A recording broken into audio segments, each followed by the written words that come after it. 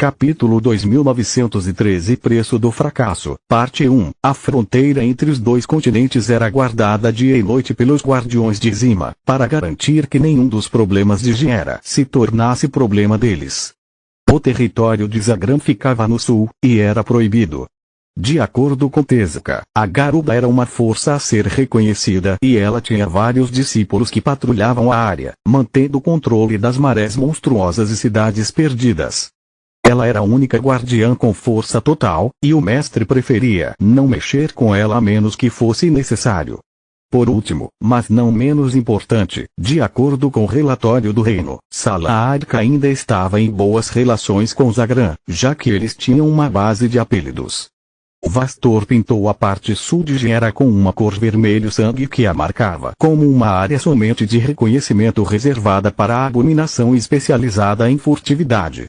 Depois de compartilhar o mapa e as boas novas com os membros das organizações, ele convocou seus segundos em comando para seu escritório. Qual é o status das nossas operações atuais? Muito bom. Nelia, a Grifon, disse. Nós ganhamos controle sobre a vasta maioria dos mercados negros de Garden. A influência das cortes dos mortos-vivos está no seu ponto mais fraco e estamos arrancando o que sobrou de suas filiais locais com pouco esforço. Também cuidei da abertura de várias lojas na Verendi. Com os anciãos do conselho local mortos e um guardião gravemente ferido, o continente inteiro está em caos. Há mais guerras em andamento do que países e cada um deles está disposto a pagar qualquer preço pelas armas que precisam para vencer. Só isso nos proporciona um fluxo de dinheiro e recursos mágicos que podem manter nossos departamentos de pesquisa operando em capacidade máxima, sem interrupções ou uso de seus recursos pessoais. Excelente. Vastor assentiu e então se virou para Zoret. Falando em Ilesa, o que você descobriu com o exame dela? Não muito. O dragão das sombras deu de ombros. Ela não era muito cooperativa ou aberta à comunicação. Seu estado enfraquecido, no entanto, nos permitiu estudar tanto sua fisiologia quanto a maneira como um guardião interage com a energia do mundo. Fisicamente, ela não é muito diferente de Teseu. Apenas maior e mais forte, mas isso era esperado. Sua vitalidade, no entanto, estava fora dos gráficos. Mesmo em seu estado aleijado, ela conseguia curar ferimentos sem ficar mais fraca e regenerar membros inteiros do nada. Não faz sentido. Nem mesmo os guardiões podem criar algo do nada. Acho que a explicação está relacionada à segunda questão. Ela se virou para Nadine, o Minotauro. Vastor era o único desperto na organização, mas ele não ousou aparecer na frente de um guardião. Ilesa o teria reconhecido não importando o disfarce que ele usasse e então revelado sua identidade para o resto de Mogar. Matá-la não era uma opção.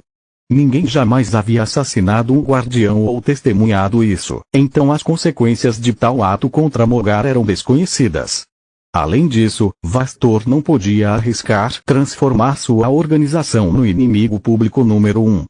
Até aquele momento, os guardiões locais perseguiam suas abominações por conta própria, e somente se os Eldritches fizessem uma bagunça grande o suficiente para chamar a atenção dos guardiões. A morte de um guardião, no entanto, transformaria a organização de uma reflexão tardia em uma prioridade. Algo que Vastor ainda não podia permitir. Foi a razão pela qual ele confiou a tarefa de estudar o núcleo de mana de Ilesa a Nandi. Não apenas sua habilidade de controlar a energia do mundo não tinha igual, mas também ele passou meses na companhia de Baba Yaga. Seu conhecimento lhe permitiu comparar os efeitos de um núcleo guardião com os de um núcleo branco e foi a melhor chance da organização entender que ambos funcionavam. As lendas diziam que quem conquistasse um núcleo preto e o núcleo branco juntos ganharia o poder de desafiar os guardiões. Infelizmente, nem mesmo Tezuka sabia se o rumor tinha uma base de verdade ou se era apenas uma farsa. Testemunhar a luta de Ilesa dentro de seu próprio território foi uma oportunidade única. O Minotauro disse. Pelo que pude observar de Baba Yaga, núcleos brancos constantemente atraem quantidades massivas de energia mundial, mesmo sem o uso de uma técnica de respiração.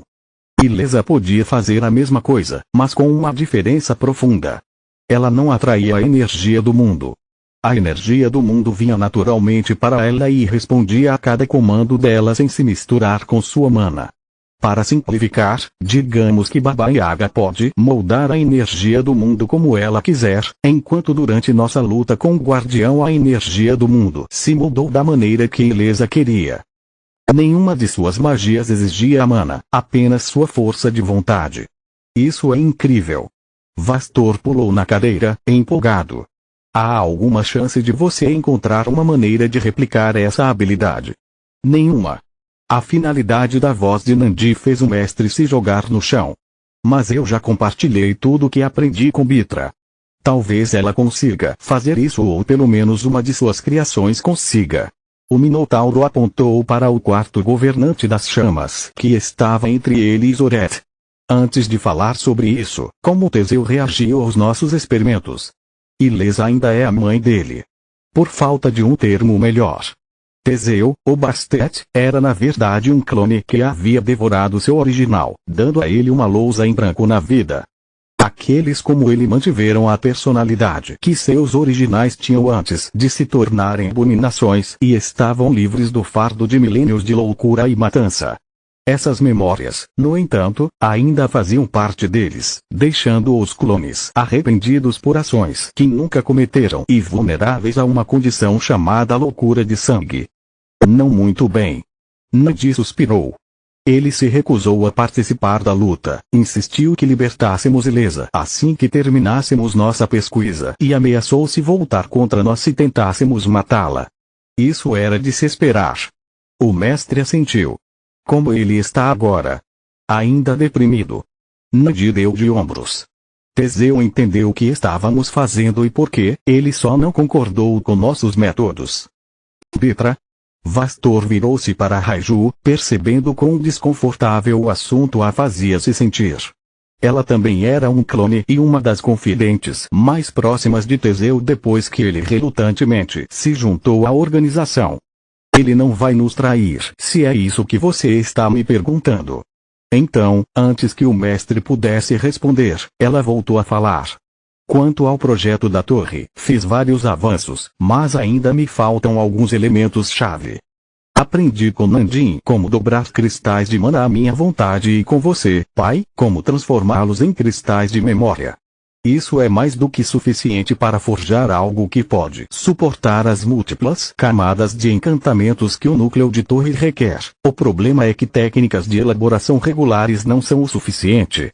Com um aceno de mão de Bitra, 2 protótipos diferentes apareceram na mesa do mestre. Não havia ninguém na organização capaz de usar magia de criação e construir uma torre de mago era muito caro. Os Raiju trabalhavam em modelos reduzidos, do tamanho de um brinquedo, para evitar desperdício de recursos, mas mesmo assim cada tentativa fracassada era um peso de papel digno do tesouro de um rei. Capítulo 2914 Preço do fracasso, Parte 2. Um protótipo era uma torre feita de Darwin, revestida por dentro e por fora com Davros. O primeiro daria à torre quase imunidade à magia, enquanto o último daria ao artefato condutividade mágica e proteção contra golpes físicos, já que Darwin era frágil por natureza. O segundo protótipo foi feito de um único cristal branco e tinha o formato de um Raiju, lembrando Vastor dos corcéis do cavaleiro. Deixe-me adivinhar. Esta é a torre padrão que não pode se mover de um geyser de mana, como a de Minadion. Vastor apontou para a miniatura de Darwin. Correção. Ele não pode funcionar sem um geyser, mas pode se mover. Bitra disse.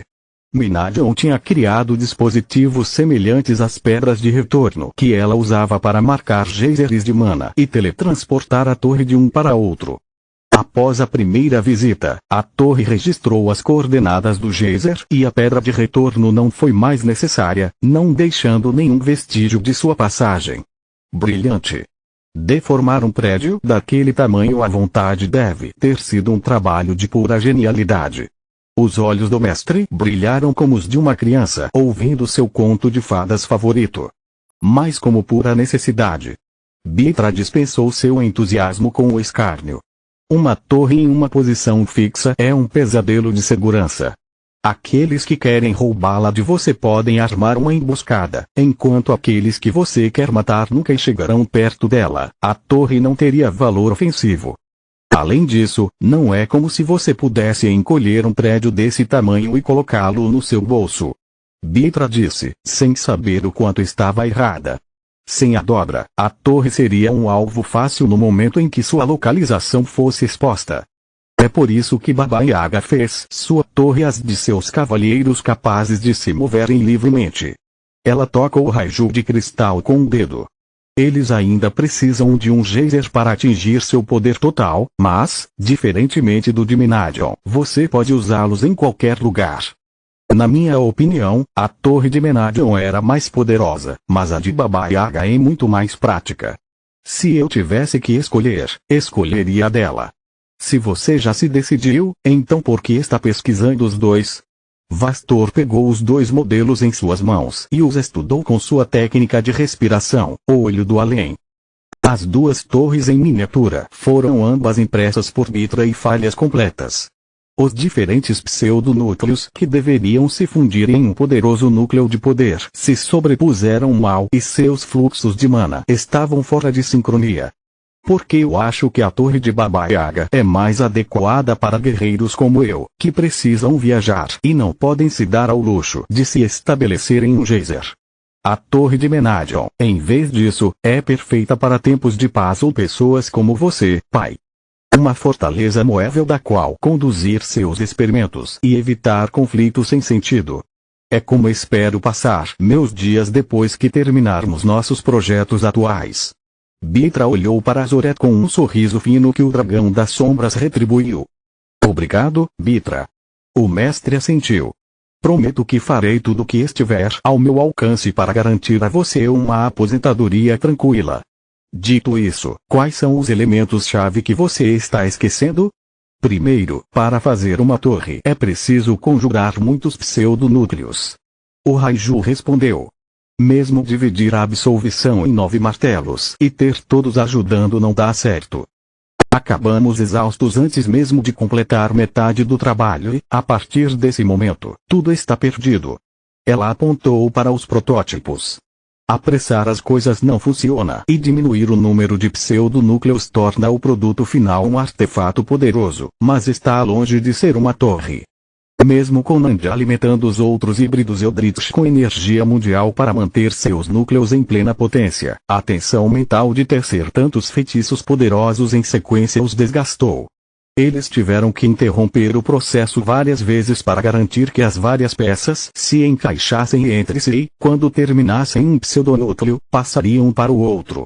Depois de ganhar mana e resistência infinitos, concluí que a Bitra original nunca conseguiu construir sua própria torre porque as bases de seu projeto eram falhas. Precisamos encontrar uma maneira de mover a criação dos pseudonúcleos individuais para a fase preparatória para que, quando os montarmos durante a fase de forja, eles estejam perfeitos e estejamos bem descansados. Esse é o momento crítico do procedimento de criação da torre.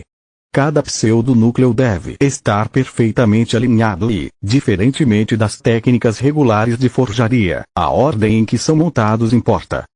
Bitra conjurou um pequeno círculo de forjaria na palma da mão e então vários pequenos pseudonúcleos incompletos. Ela mostrou a Vastor como a sequência em que eles foram colocados juntos poderia fazer seu poder meramente se acumular, amplificar com cada pseudonúcleo adicionado, ou enfraquecer. O menor erro é quando mana suficiente foi acumulado e um pseudonúcleo não conseguiu se juntar aos outros, toda a estrutura explodiu em uma explosão de luz e fogo. A quarta governante das chamas conjurou faíscas de mana para sua demonstração, então os encantamentos defensivos do escritório de Vastor contiveram a detonação com facilidade. No entanto, o mestre conseguia imaginar o que teria acontecido se essas faíscas fossem pseudonúcleos alimentados pelo poder de seus híbridos. A mansão Vastor teria se transformado em uma cratera. Até mesmo os protótipos fracassados em cima da mesa dele eram uma prova da genialidade de Bitra. Ela conseguiu mantê-los estáveis, mas eles ainda tinham o poder destrutivo de várias magias de nível 5. Sem o conhecimento do quarto governante das chamas, ela estava apenas um passo atrás de Lucia Silverwing na construção de uma torre com magia moderna. Alguma ideia de como fazer isso? Perguntou Vastor. Tenho várias teorias, mas nenhuma pista concreta. Bitra suspirou. Preciso de mais tempo e materiais. Vou garantir que você tenha tudo o que precisa. Dispensado. Vejo você no jantar. Vastor guardou os documentos pertencentes à organização e tirou a papelada do grifão branco de seu amuleto dimensional. O primeiro trimestre logo terminaria e ele tinha que lançar ideias para as provas, alocar fundos para os vários pesquisadores do Departamento de Luz e escrever os boletins dos alunos que frequentavam a especialização em curandeiro. Ele mal havia terminado de arrumar tudo o que precisava quando levantou os olhos e percebeu que os híbridos ainda estavam parados na sua frente. O quê? E quanto ao seu relatório? Zoret perguntou, dando um passo à frente e saindo da linha. Como está indo o processo de fusão dos seus núcleos? Não fiz nenhum progresso. O mestre suspirou. Agora posso fazê-lo se sobrepor à vontade, mas falhei em conjurar qualquer elemento além de decadência e caos. Ele fez seus olhos brilharem com mana e suas asas saltaram de suas costas. O núcleo preto facilitou a estabilização da decadência, mas acho que os outros elementos amaldiçoados vão ser. Quem se importa com isso? Zoret o interrompeu. Quero saber se podemos esperar por um irmãozinho. O rosto de Vastor ficou vermelho e seus olhos se arregalaram de vergonha, mas durou um segundo. Então, a cor o deixou e ele voltou a encarar a papelada como se fosse uma questão de vida ou morte. Continua no próximo vídeo.